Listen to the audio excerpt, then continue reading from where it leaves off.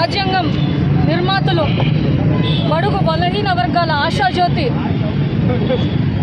మన బడుగు బలహీన వర్గాల తరపున పోరాటం చేసిన వాళ్ళు, అలాంటి మహానుభావులు అప్పుడే పార్టీలు పుట్టడానికి ముందే ఒక మహాసంగ్రామం ఏర్పడి అవన్నీ చేసినారు.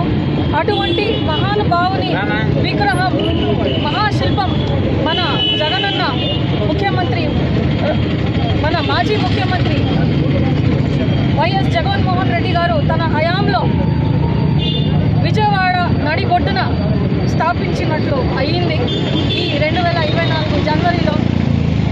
ఇప్పుడు పొత్తులు పెట్టుకున్న అధికారం పార్టీలో ఉన్న పార్టీలో మొన్న సాయంత్రము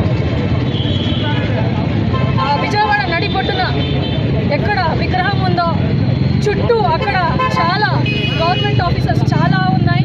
అయినప్పటికీ ఇంత భద్రత ఉన్న ఆ సిటీలో కొన్ని ఎల్లో గూండాలు వచ్చి అక్కడ లైట్లు ఆఫ్ చేసి హానికరమైన పరికరాలు తీసుకొని విగ్రహంని ధ్వంసం చేస్తున్నారు. అదే కాకుండా నామఫలకాలు ఏదైతే ఉందో దాంట్లో మన పార్టీ అధినేత, అప్పట్లో మన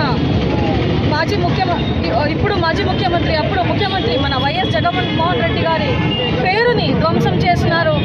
ఇటువంటి నీచమైన కృత్యం వాళ్ళు పాల్గొన్నారు. దీన్ని ఖండించే వాళ్ళు ఎవరు లేరా? మన పార్టీ తరఫున మేము చేస్తున్నామా? ఇది తప్పితే ఇంకెవరు లేరా అని నేను అడుగుతున్నాను. ఎందుకంటే అంబేద్కర్ అనేది ఒక పార్టీకి సంబంధించినది కాదు, అందరి వర్గానికి బలహీన వర్గాలు చెందిన వాళ్ళు అందరూ దీన్ని ఖండించాలని నేను కోరుకుంటున్నాను.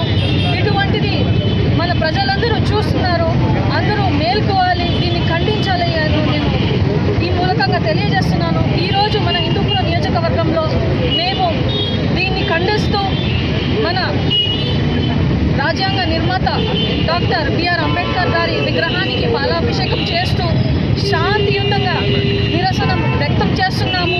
దీన్ని మేము గట్టిగా ఖండిస్తున్నాం కూడా. దయచేసి అధికార పార్టీ వాళ్ళు ఇవన్నీ చూసుకోవాలి. ఇవన్నీ మీరు చిన్న చిన్న